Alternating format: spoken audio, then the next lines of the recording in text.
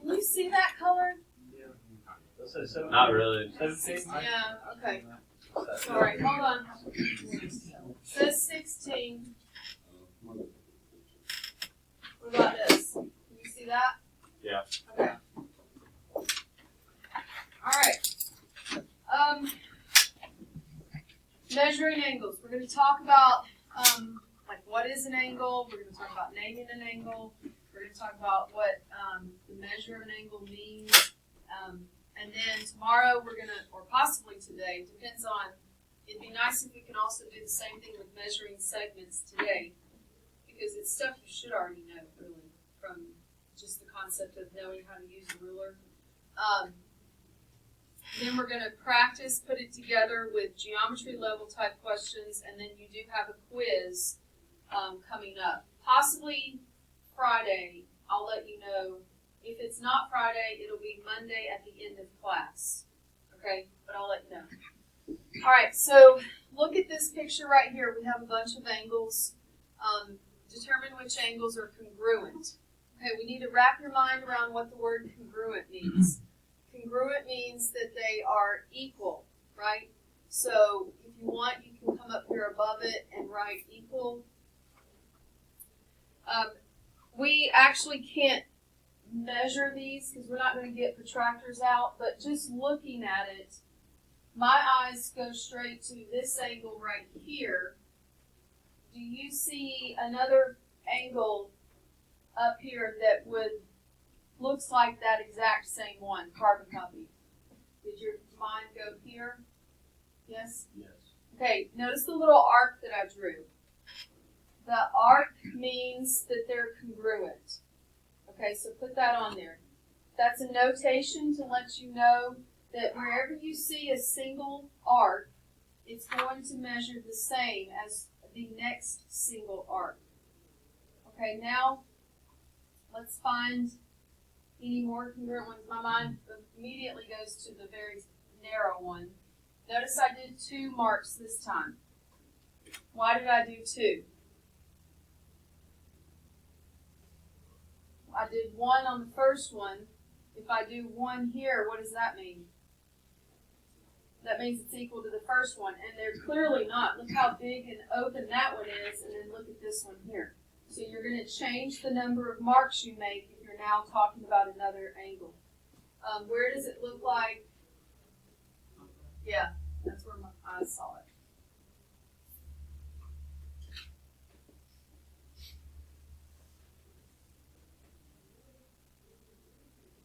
Okay, now we're down to the last 4, and the last 4 look really close together, and it's hard to really talk about them unless I say bottom left, top row, third one. So I'm going to name these angles so that I can talk about them by their names. Now, since these pictures are drawn separately, right, this is just an angle here, just an angle here, I can name them by a single letter. And that letter would be on the vertex. So I'm going to call that one A. I'm going to call this one B. This one C. My pen will cooperate. This one.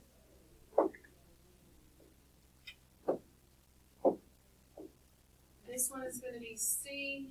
This one D. E. F. G, and H. Okay, what did we already say angle A is congruent to? We said angle A is congruent to angle D.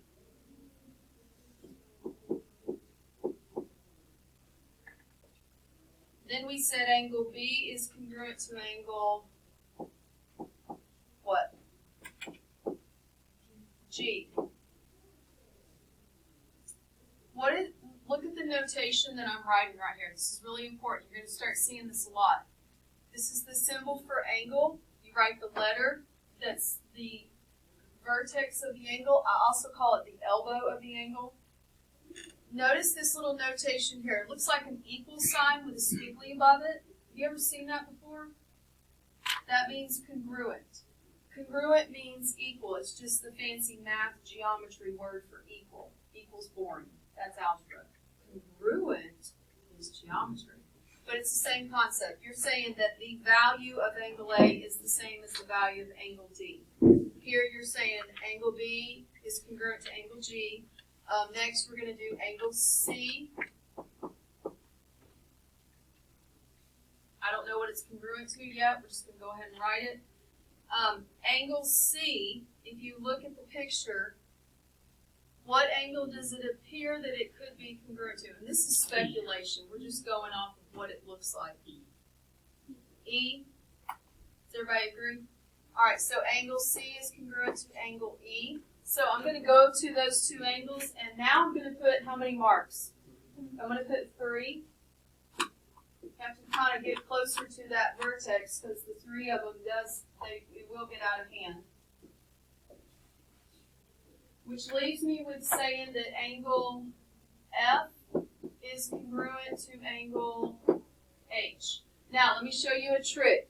I really don't want to put 4 congruent marks on those angles because now we're getting excessive, right? But here's the trick. You can draw 1 and then put like a tick mark on it. Okay? So then I can come over here, draw 1, and then put a tick mark.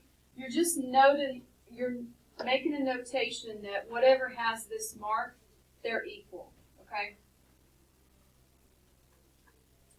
Now, we were determining what was equal by just speculation, looking at it, gauging it. Now let's come right here. Let's talk about the actual vocab word. I want to use a highlighter. If you have a highlighter, then get it out. If you don't, I'm going to throw you one. The study suggests that when you highlight your notes, especially key words, it really helps to remember the content.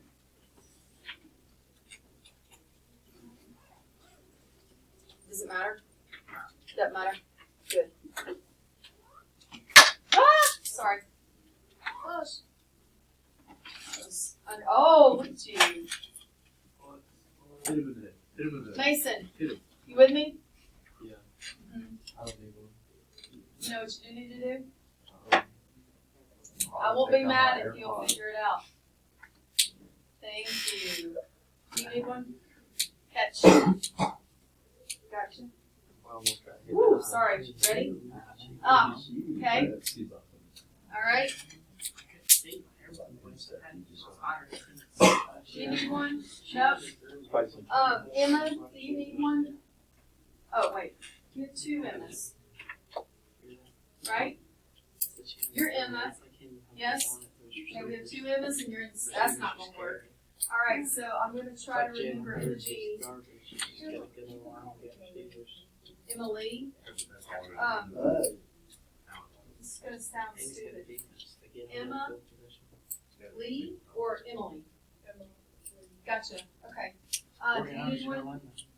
Catch. And Ashley. All good? All right. Do you need one? Okay. Here's what I want you to highlight. Please highlight the vocab word angle. Highlight the vocab word angle, then put the highlighter down. We'll use it again in a little bit. What is an angle? Well, here's the definition. It's formed by 2 rays sharing the same endpoint, and that endpoint is called the vertex. And that's another vocab word I need you to highlight. What is an angle? It's an object formed by 2 rays sharing the same endpoint called a vertex.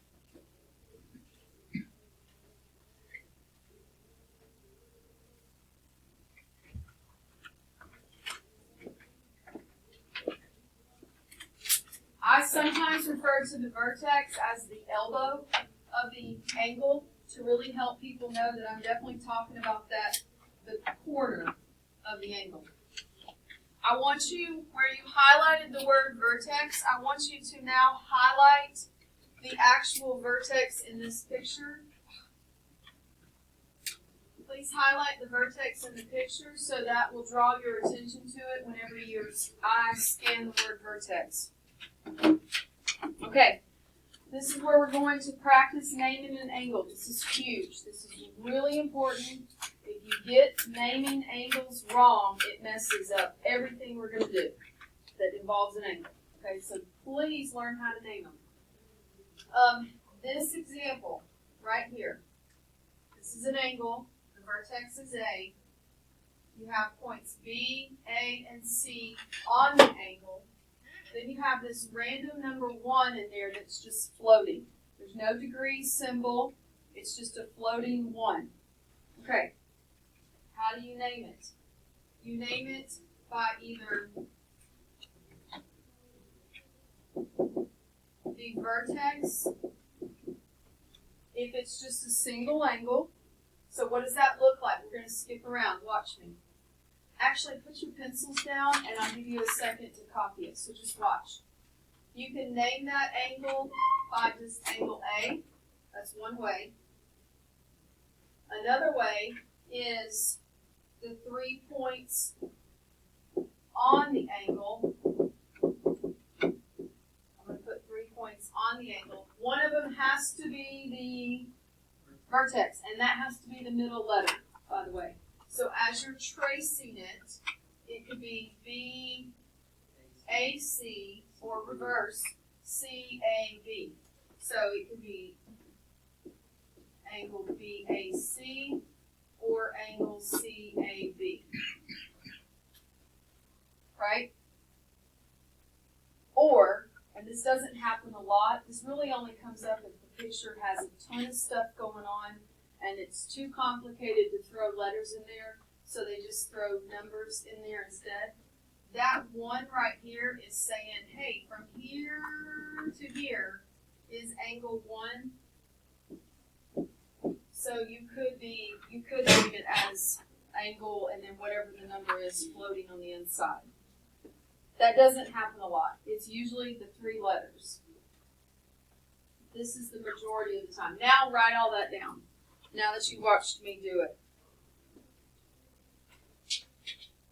Then I want you to practice with number 1. There's 2 pictures. Name the angle. I want you to name it 3 ways. You will notice there is no random number floating in between, so you won't be naming it that way. I want you to come right here and practice with those 2.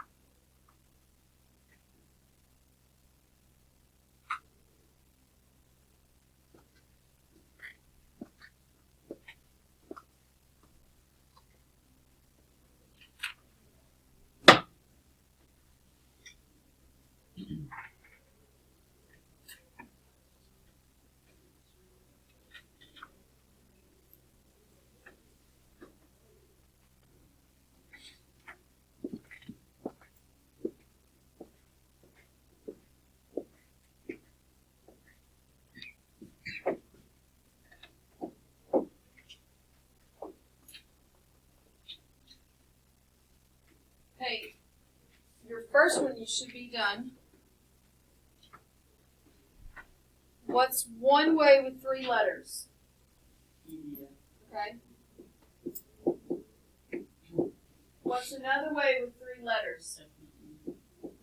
Okay, you're good. You're checked off. What's another way with 1 letter? Yes. Can I name it angle F? Just angle F? No. Can I name it angle E? No. Has to be the elbow if you're using one letter, right? So angle D is a third option. Okay. The next one. New person, tell me, 3 letters, one way. Perfect. New person. Perfect. I actually heard 2 of you, so new person. Good.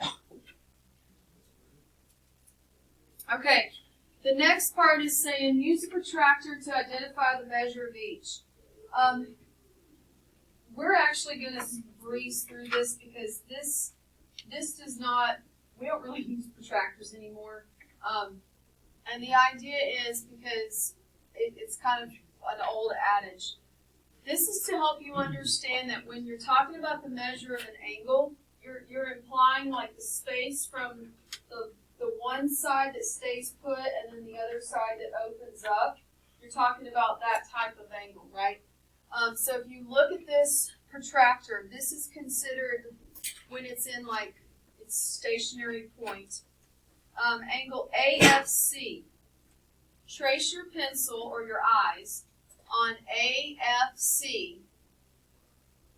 That means start at A, go to F, then land on C.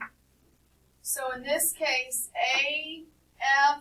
AFC means right here, right? Y'all see that? And it lands at what? Why did you not say 80? You're right, it is 100. Why is it not the 80? Okay, so the way that protractors were created was we want you to be able to use this device regardless of where you lay the protractor. So if your angle is going in this direction, you should be able to use it, and if your angle is going in this direction, you should be able to use it. So what you have to ask yourself is, what did you just draw? Was it more than 90 or less than 90? And that's how you know which one to look at. This opens up more than 90, which means the answer is 100.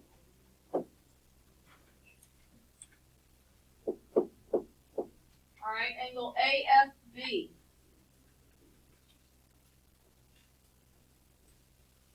A to F to B would be this one right here, right? Yep. It's in between 50 and 60, and the 55 marks right there, and it looks like it's going 2 after that. So about 57. All right, I'm going to give you the answers for the remaining problems because that way you can go back and check them. 56, 99, 180, and 24.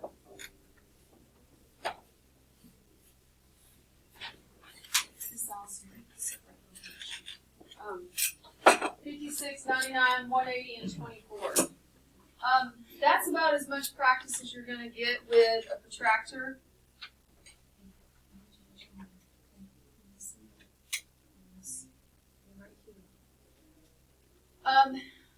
We're now going to go into what it means by congruent. Go back to your highlighter, and I want you to highlight. Let's highlight with a color y'all can see. Congruent angles and angle bisector.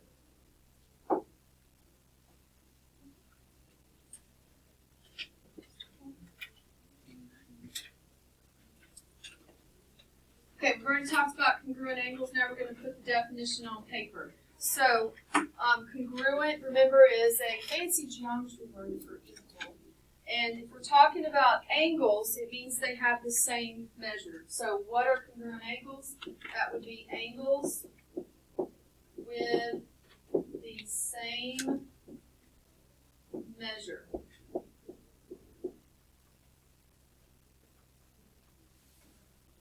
So here's an example right here. We've got these 2 angles. We're going to safely assume that they're the same measure just so that we can understand the definition. If they are the same measure, what mark can I put in the picture? The little arc. And what do I need to remember when I go to the next one? Do the same number of arcs, right? Now, what I want you to do is to write right here that angle here is congruent to this angle, but I want you to name them. I want you to name it, like to say the actual congruent statement. I don't want you to say this angle is equal to this angle. I want you to name it angle, letter, is congruent to angle, letter.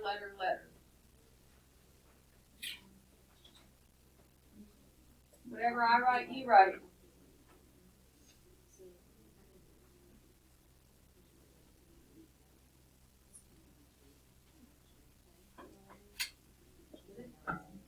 Now I want you to turn to a neighbor and see if you and your neighbor have the same thing.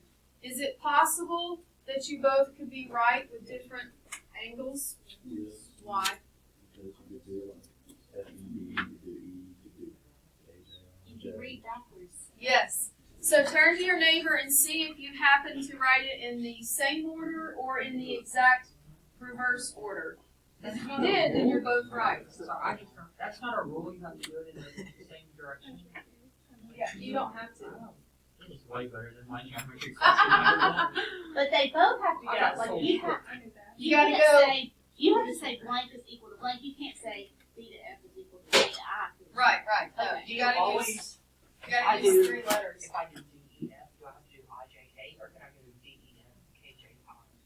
Right now, you can go either direction, but when we start doing triangles, like when we have actual congruent figures, the order will matter. I always Yeah. have something. Yeah. No, I like it. If you're just doing 2, random pictures on the paper, then it doesn't matter. But when we hit the shapes, it will.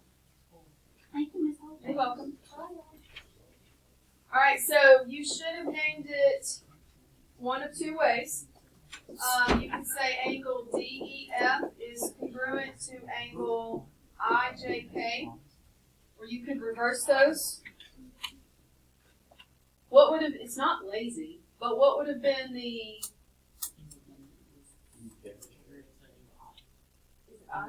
there you go. So the faster way, but I really wanted you to use 3 letters. The faster way that was allowed was to say angle E is congruent to angle J. You could have said that. But I wanted you to practice with 3 letters because 3 letters is what we end up doing the most, and that's where people mess up. Okay?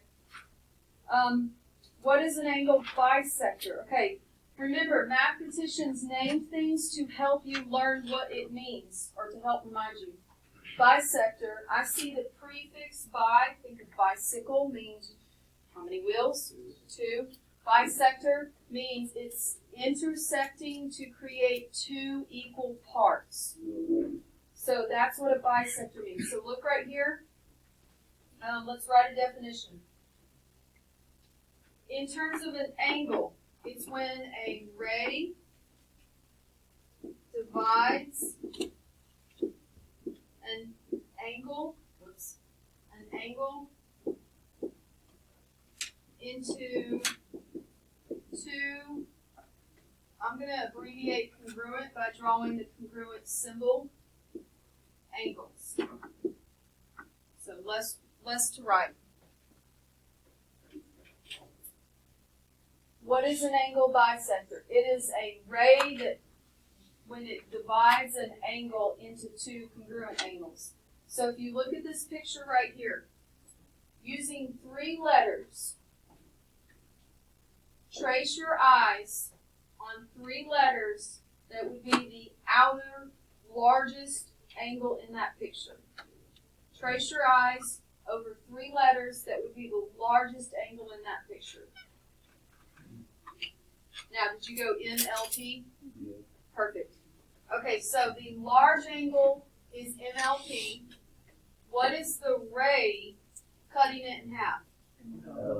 LO, right? I'm going to highlight I'm going to take my highlighter, since we're talking about angle bisector, and I'm going to highlight the ray, because that is the angle bisector. Bisect means it just cut it in half. So I'm going to make 2 marks to show that the small part equals the other small part. Let me show you a strategy I've noticed, or a notation tip. When people know that an angle's been cut in half, I've seen them just do this. There's nothing wrong with that. It does show you that there's this really big angle, and it also still technically shows you, okay, so then this piece is equal to this piece. I have found, though, when people do that, they forget that there's 3 angles there. Because there's the top angle, the bottom angle, and then the big angle. So I've found that if people do this, they kind of stagger them, then their eyes remember that there's the 2 angles, and then you have the outer angle. Okay, let's take some notes. Ray LO is the bisector.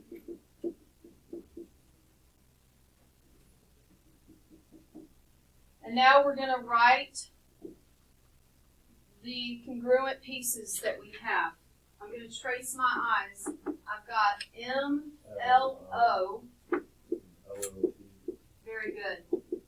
Yeah, you know me. Sorry. 80s baby.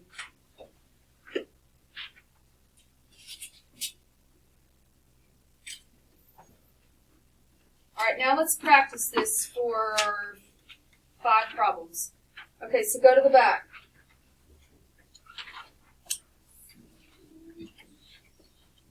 Oh. I went too soon. Hold on. Okay. Go to the back. We're going to do 3, 4, 5, 6, and 7. It starts out very simple, and then it kind of levels it up a little bit as you go. 3, 4, 5, 6, and 7. All right, let's look at it. It says find the measure of each angle. Well, number 3, the 2 angles are drawn completely separated. And the directions tell me, this little M right here, by the way, that means measure. It means what's the measure of angle QRS. So QRS is over here. I'm going to put a question mark because that's the goal. 32, right? Did you get 32? Yeah, because this, like I said, it starts out very simple, then it's going to start leveling it up to more challenging. So because they have this congruent mark here and here, and that says 32, then this one must be 2. All right, number 4. It says ray BC bisects angle ABD. When you know that something's been bisected, it is smart to go to the picture and make marks of what should now be equal. So if ray BC is the bisector, it just cut that outer angle into 2 equal parts. So I'm going to make a note that this must equal this. Because now that's going to lead me to my answer. The question says, what is the measure of ABD? Trace your eyes, or pencil. It is. A to B to D means they want the outer angle, right? Well, that would be 27 and 27, so it's 54.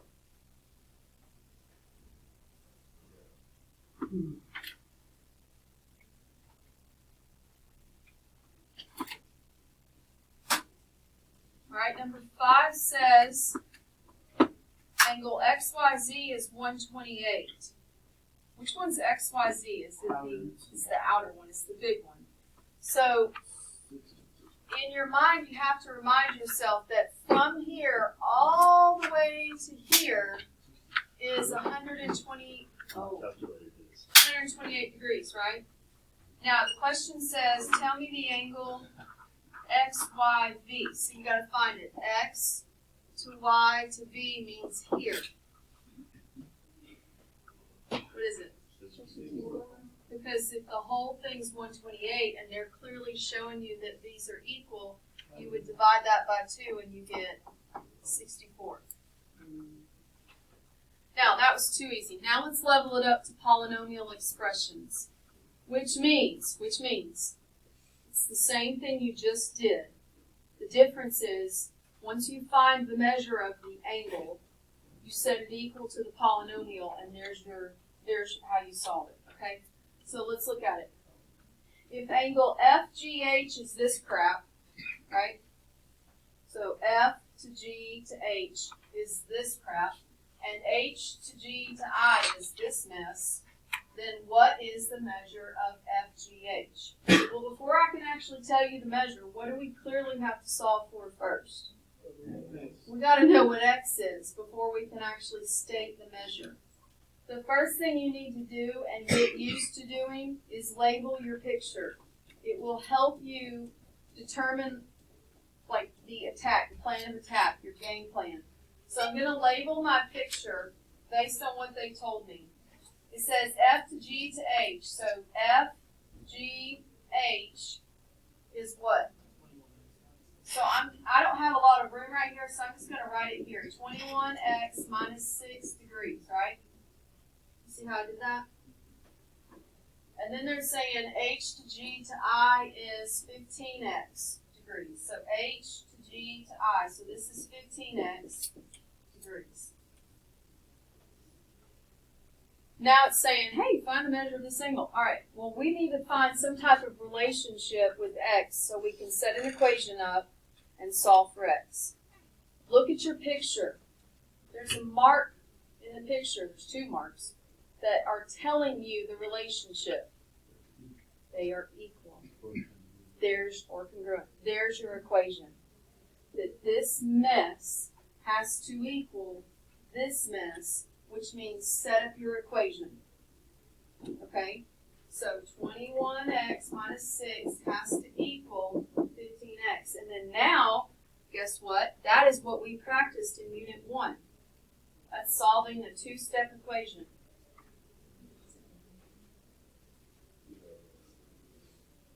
So set that up and solve it. You should get a nice pretty number for x.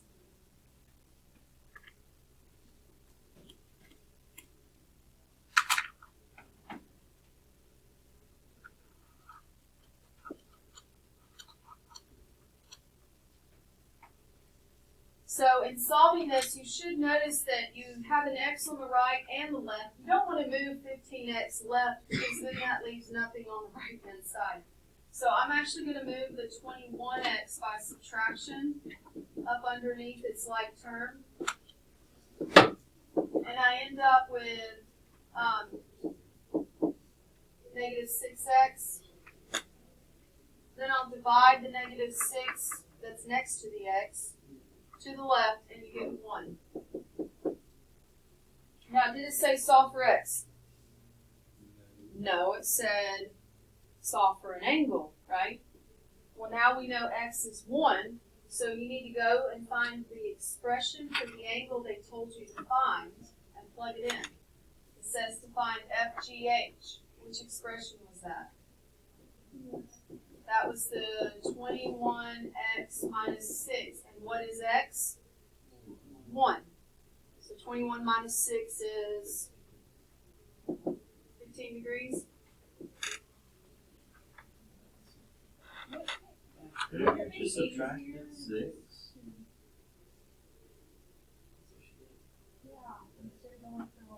Yeah, you could just said minus 6 equals 15. We're done. How would you know? Wait, what? 21 minus 6 is 15. I think. No, I'm just guessing He's here. pretty much just saying what I told you, like how Didn't know it what worked out solving the thing. That's what I was thinking. So this, we're going to get to questions that, yeah, you need to know how to like look at it and set up an equation because you're going to have ones that you can't do in your head. So I want to just go ahead and get you used to looking at what's the relationship. A lot of times you will be able to look at them and just say, oh, it's got to be 1, you know.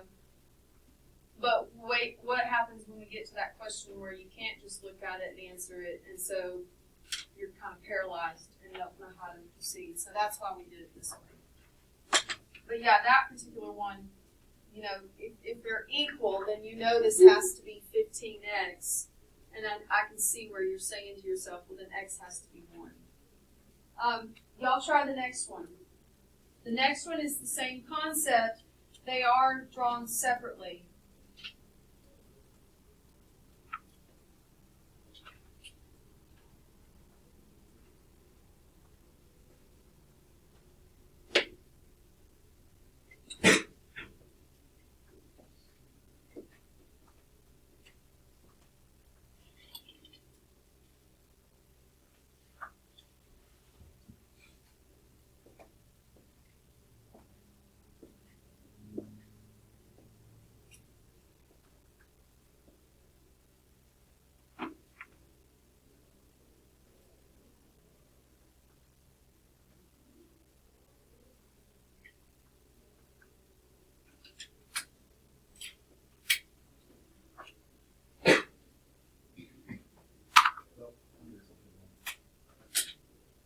Okay, turn to a neighbor. Don't erase. Turn to a neighbor. I really want y'all to feel comfortable turning to a neighbor and, you know, checking yours with theirs. That's part of studying.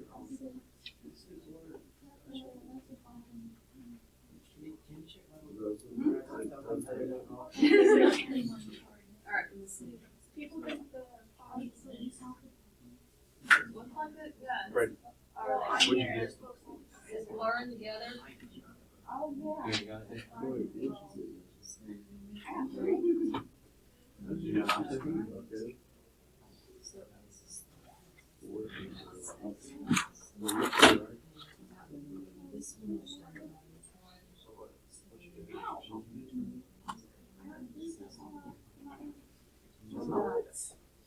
She's gonna be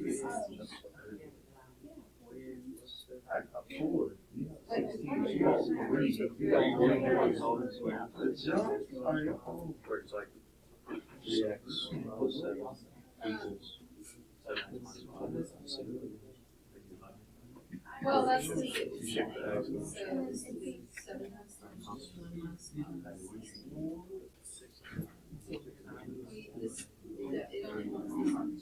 You put those, these are equal.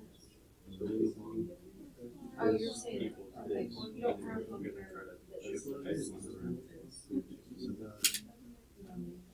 there you go. Now that's what they want. Yeah. Did you get x is 3? Okay, don't worry, don't erase, don't erase. So we don't have to write the whole X, Y, Z. We didn't write that over here. Oh, this was me saying, if I had just straight up written 15, a lot of people say, where'd you get the 15? So I was saying, pull that expression and then plug the 1 in. Yeah. So it says, this says they're equal. That is a 5, by the way. Not a 6. On your paper, it might look like a 6, and maybe it's blurred together. Plug in the x. You plug it in. So it'd be 7 So times if 3. you if you're one of those that likes your variable on the left, you end up with this, right? Right here. You would replace Move the the x. 7, So it'd be like 7 times 3 minus 1. divide by -4, you get 3. But it didn't say find x, So it you said find multiply these first. the measure of and then you angle subtract the sum of XYZ. product of that. So plug 3 in right there. 7 times 3 is 21, minus 5, 16 degrees. And that should give you a speaker. Yep.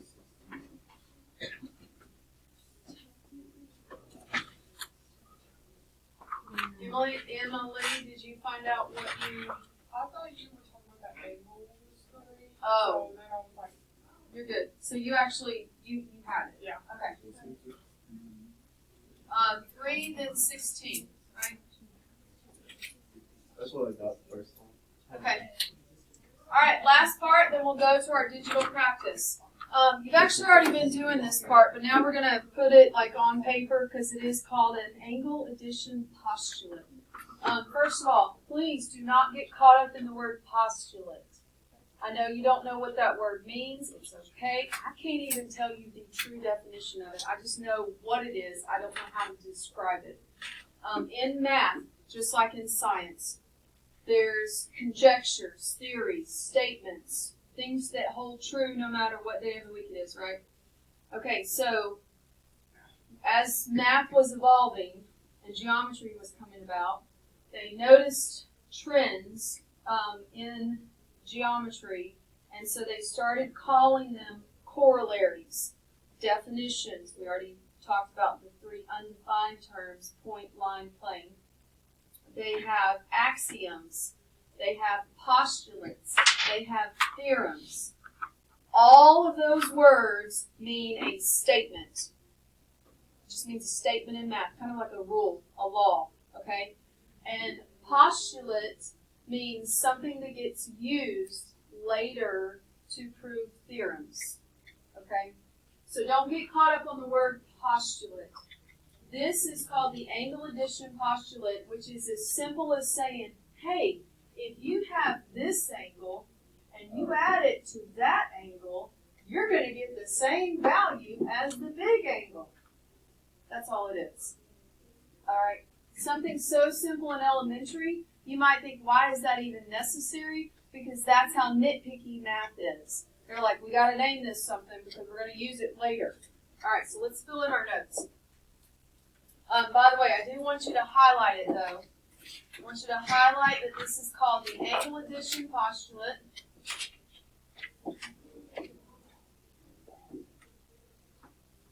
Which basically says, now watch where I'm writing this. Part of an angle plus part of another angle equals the whole angle.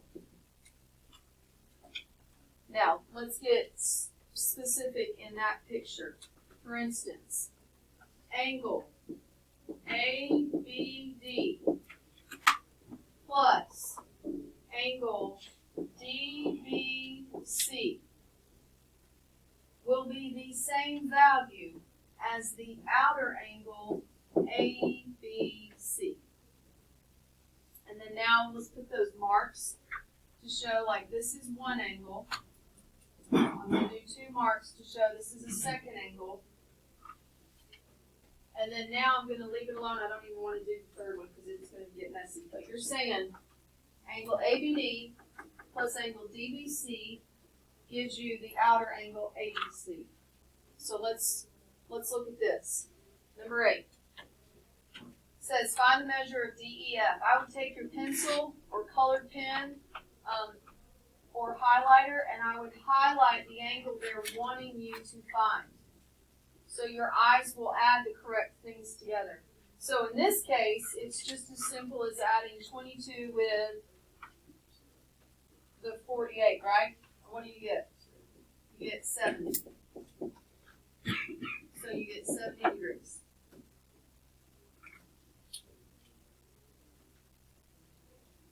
Now, number 9 is kind of a reverse direction. Look at what they're giving you and what you have in the picture.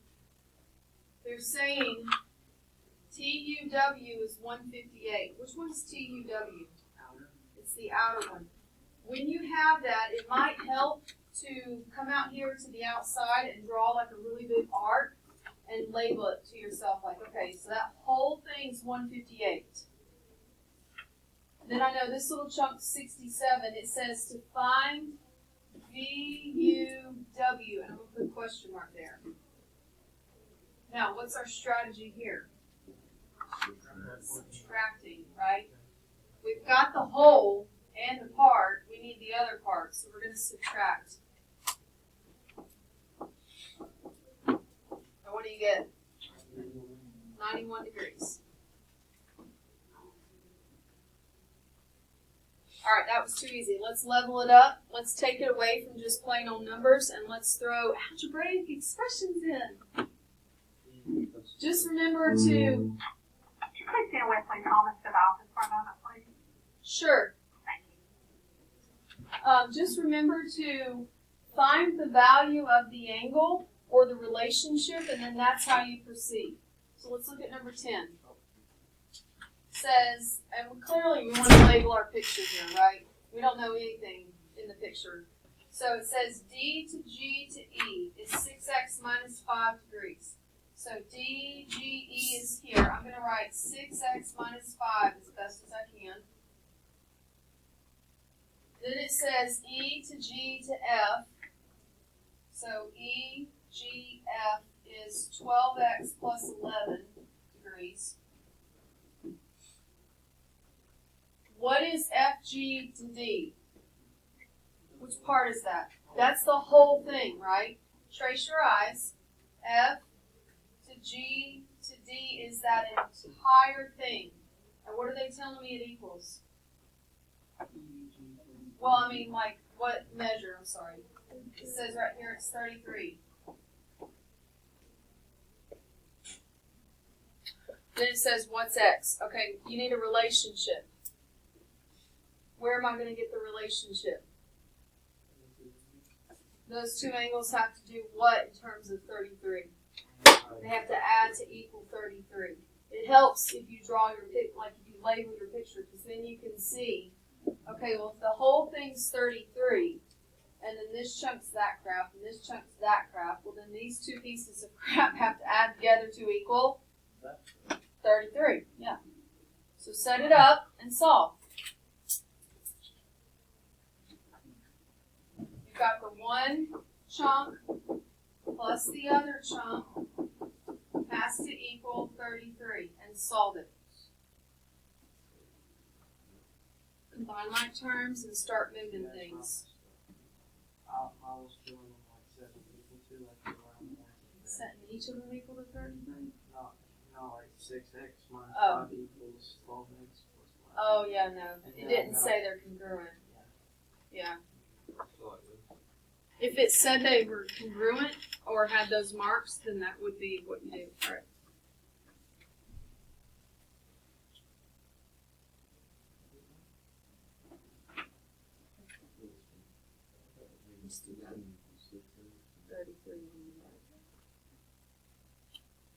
You have 33 divided by 27.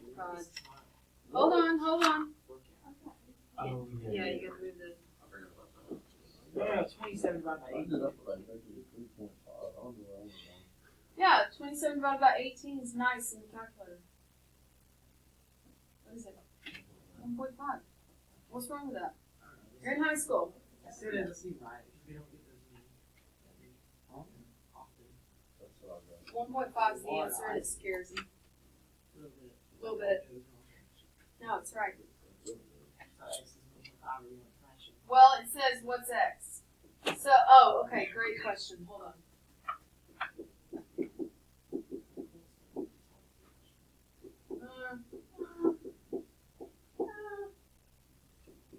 Did you get 1.5? All right. So here's the question: how do I know when to leave it as a fraction or to leave it as a decimal? If it's a pretty decimal that like cuts off like that, then decimal's fine. If it's a number that keeps going, then you need to leave it as a fraction because the fraction is more accurate. All right, let's try 11. We always plug X into something. No, because this just said what's x. So yeah, go back and always look at your question. Now 11 doesn't say what's x. 11 says what's the angle for TRS. So I would come down here and say to yourself, my goal is angle TRS, which is what expression, y'all? Okay, so I would come down there and put that so that you remember that's the goal. I've got to eventually find x and plug it into that. Now you got to go back to the picture and figure out what's the relationship to find x. Well, is everything labeled in my picture based on what they gave me? No, there's something that they gave me that's not labeled, and it would help to have it. What is it? It's the 75. What part of the picture is 75?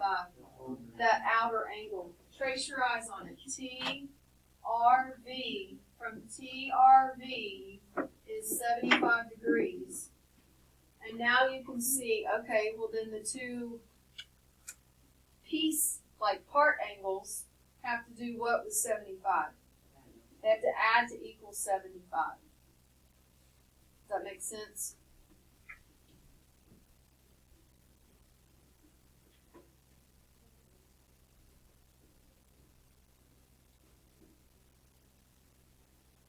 So set it up.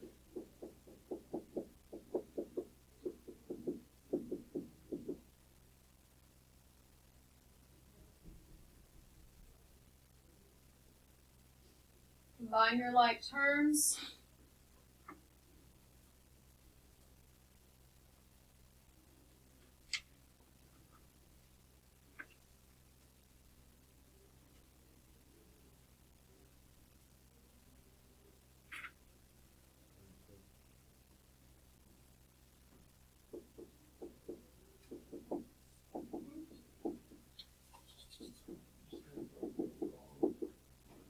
Now listen, as we progress through the semester, y'all are going to notice that I don't show what I'm subtracting or adding in between my steps because we should be starting to get more and more comfortable with that. If you ever get something different and you need me to explain, then please stop me and ask me to explain. I combined like terms, then I subtracted the 5, then I divided the 10, and that's how I got 7.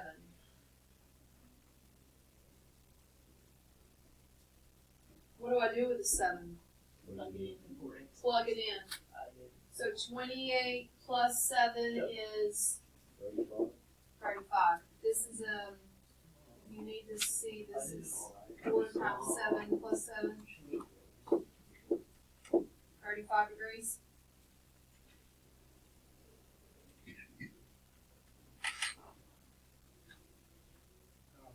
That last one, that's a lot of angles. No, I like it. The last question is the same thing. The difference is they're not giving you the picture to start with. They want you to draw the picture. Okay? What is the outer angle? JKM. So we're gonna make sure you draw it with enough space that you can label it too. So we've got some outer angle JKM, right? JKM.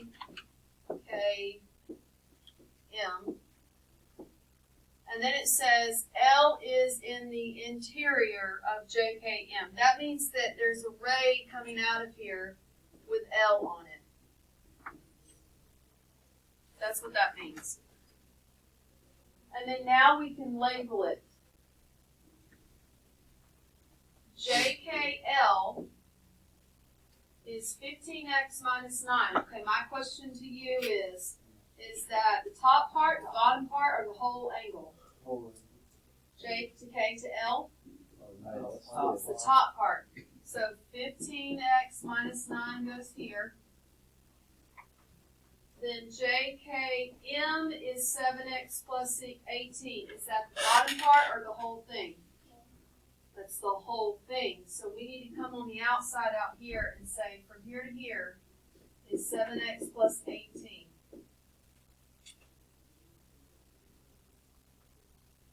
And then LKM is the bottom part that's left.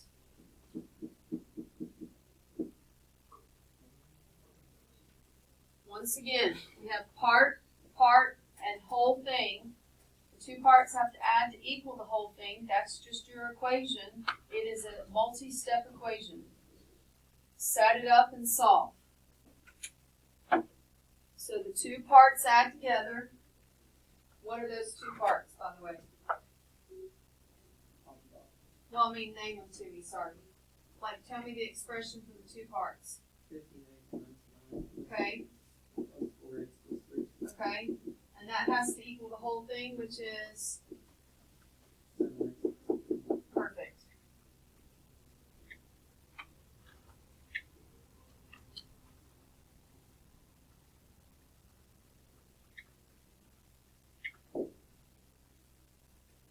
Before you can start moving things to the other side, remember you have to combine like terms. This is like those multi-step equations that we practiced. Okay? So combine like terms on the left.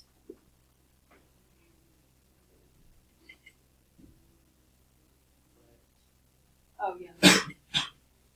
Two. It is 2. And is that the onward? Well, that's X. You gotta plug the X into the. Is it JK then? So I'm going to bring 7X over.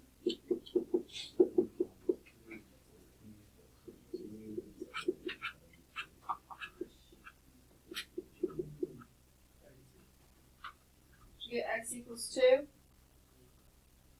That one's JKM.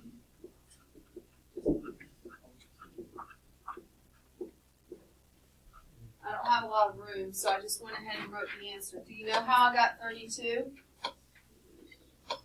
Plug 2 into the expression for JKM, right? There's going to be a digital assignment on Delta Math that will help you practice this. Make sure it's done before you come back to class tomorrow.